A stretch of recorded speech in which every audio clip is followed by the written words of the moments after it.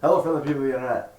I am Hyper Super Sora, and welcome back to Remembering Avatar, where I talk about all the Avatar episodes completely from my memory, and then I watch the episode and see what I got wrong. Today, we're tackling my favorite episode of Season 1, The Storm. Now, I'm not going to do this episode justice. Mainly one, it's been a long time since I've watched this episode in particular, so my memory's a bit hazy on it. And two, the episode's just really fucking good. This is like the episode where Avatar really hits its stride. Beforehand, there were a couple of rocky exceptions. We had some good peaks, Jet. I'm looking at that one right now. But overall, pretty iffy. This is like the episode that gets you in. Well, this is like where the consistency really gets good. But the storm, what's the plot? They're stopped at Port of the Week, and apparently this giant storm is coming. According to Uncle Iroh, even though it's clear skies, sunshine all day, he's just like, there's a storm coming. And the whole plot kind of revolves around the storm that's happening. Thus the title, The Storm. Or, the gang is low on supplies. Here an old couple arguing about this storm. And Saga's just like, we need money, he's offering to pay, I'm gonna go with him. And with the Zuko plot, it's just like, yeah, we need to keep the crew safe because the storm is basically, he's gonna kill us all if we don't. But this is the episode where we learn about Aang and Zuko's backstory. Figure out how they're different, but more importantly, how they're the same. Aang backstory. I figured out I was the Avatar and I never wanted to be. He changed my life entirely for the worse. I ran away from home, got trapped in the ice, and then I met you guys. Everyone's dead because of me. I was gone for 100 years. And I let this war happen. Zuko. I wanted to be part of the military, or be by my father's side, make him proud. I'll be a part of this military meeting. Okay? Don't speak out of turn. He does, defending some soldiers that other people were willing to just throw to the slaughter. Which, may I point out, if you have enough troops to mobilize after the fact to like do an ambush when they're victorious, why not just go for a pincer maneuver? He's defending these soldiers saying, hey, their lives matter. Thus he has to fight the Mark Hamill Lord, where he refuses to fight his dad. Of course, I'd refuse to fight Mark Hamill too. And thus, scar on the face. Did I do it on the right side? I can never remember. Yeah, behind all that Zuko's angst and brash and anger, he's really got a heart of gold in there. Because, while they're in danger because of said storm, the first thought he had was the helmsman. The helmsman's in danger, lightning struck where the helmsman is, and he's got to save him. Him and another grunt that he was fighting with earlier go to save him. And this is where this grunt kind of gains Zuko's respect, or Zuko gains his respect, because, well, lives at the end of the day matter. And Aang's backstory again, ran away. Hey, frozen in ice, 100-year war.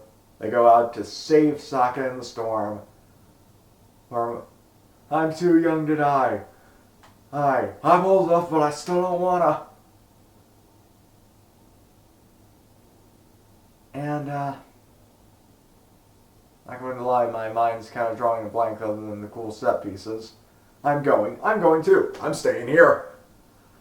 And the funny jokes, shit. Oh, this is the first episode where we get to see lightning redirection.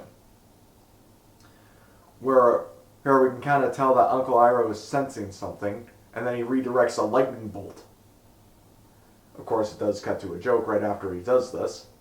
This of his hair being all fuzzy and him having the, like, the comedic thing of you getting electrocuted.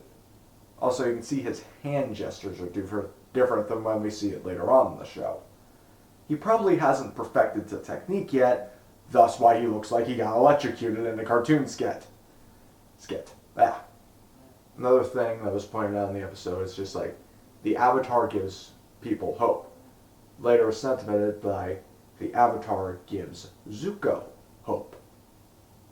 So instead of racking my brain trying to figure out what happens in the episode, whether the parallels happen between Aang and Zuko, let's just watch the goddamn episode because it's really fucking good. Okay, so just got done watching the episode, and yeah, it's about as good as I remember. Pretty goddamn good. First thing I forgot of many is that we start off with Aang having a nightmare. Him flying on Appa, Sokka gliding on his glider, and Momo's the size of a kaiju. Okay, no, he's the size of Appa and Katara's flying on him. We need you, Aang. We need you. Who points to Gyatso. Gyatso floating in midair in front of him. Why did you leave? I didn't mean to. Tries to guess him. Touch him. He fades away into the storm where he freezes himself to ice. That was fucking great. I'm on Gyatso's side this entire episode for Aang's backstory. It's just like, yeah, let the kid be a kid. He's 12.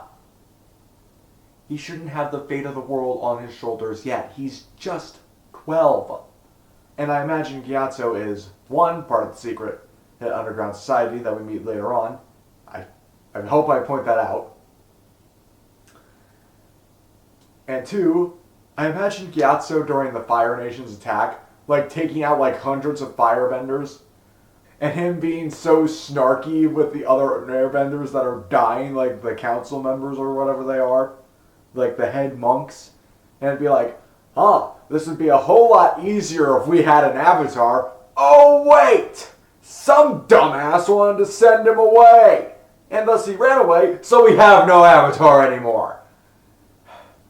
Gyatso, I get it, you're pissed at us, but please, try to focus on people who are killing us. Yeah, you, dumbass. Because we saw, there was a mountain of corpses when we saw him. Him last, when we saw his corpse, it's just like, he took down a lot of them. Well, I imagine him being a snarky bastard the entire time. Because we see him when they're playing Pi Show. No definitive rules for the game. I would love to play it. He does a little airbending trick to like mess with Aang and mess with the pieces. And he tells the one Hun monk, for a nation that's all about freedom, you certainly have that stick shoved up your ass. Spiritual enlightenment and all that. Nope. Stick up. To shove it when he's trying to tell Aang what to do. Who is just like, yeah, no. We're going to have some fun today. Show how Aang invented the air scooter. And something I will point out with Aang and Zuko is that, what do they really want? A normal life? Love from their peers? Something to that effect? Then they both had one day where everything changed. For Aang, it's when he learned he was the Avatar. Then it went spiraling. For Zuko, it's when he spoke out of turn. The Mark Hamill Lord, Fire Lord Ozai. Also, we get our first appearance of Azula, and we also see Zhao in the background. I'm with Zuko. Not Zuko, with Iroh, who looked away. I'll get to that in a minute. But yeah, Zuko's own dad is the reason he has the scar across his face. Ain't that fun? Yeah. People point out that Iroh didn't defend him in that moment. For one, yeah, take the leader of the world, they say something, and I go, no, fuck that. Shoot them in the head. Just like, are you going to listen to me after that? No, there's going to be fucking chaos. And my nephew's not going to love me. I just killed his dad. He didn't want to usurp the throne there. That would have been a huge political oopsie. the best he could do is try to be supportive, and he did warn his nephew. And he had... Zuko cared about lives in that instant. And I remembered the fact that the general person, could have went for a pincer maneuver that probably would have worked better than his initial plan. And yet I didn't remember about the fucking giant Momo. Yeah, but in that scene where we see Zuko get a scar, we also see Azula, who I will talk about later. And Zhao, who I guess is just there for some reason. Also, I'd like to point out, the old man that Sokka gets a job to help Fish, him and his wife are arguing. It's just like, I'll get someone better and I'll pay them double. I volunteer. You're hired. Fuck yeah. Just skip the interviewing process. Just like, I'll work for you. You're hired. I love that. I find it so funny. Sokka, what? We need money, and he's paying double. Who told you that, malarkey? But he points out that Aang has airbender tattoos. You must be the Avatar. Yep. Don't be smiling about it. How old is that man? Yeah, the joke he makes later is that, I'm too young to die. I'm old enough, but I still don't wanna. Yeah, he makes the joke that he's old enough to die, but if he's old enough to recognize airbender tattoos, that means he's pretty fucking old. I mean, people in this world could easily live past 100 and they'll be fine. They can also die at 60 in some cases, but we're not going to talk about that. Like, point out, Aang's telling his story by the campfire to Katara, and General Iroh, Uncle Iroh, is telling Zuko's story around a campfire to the soldiers who are, at this point, ready for mutiny. Aang and Katara go out into the storm to rescue Sokka because he should have been back by now. And Zuko's crew are trying to get their way out of the storm. Palm lightning direction instead of finger lightning direction. That was the key. And eventually they cross paths, because of course they do. Zuko has the option to either A, go after the Avatar, or B, ensure the safety of his crew. He chooses B. Aang saves Sokka and the fisherman, and as they separate, they have this stare at each other. This nice little look at each other that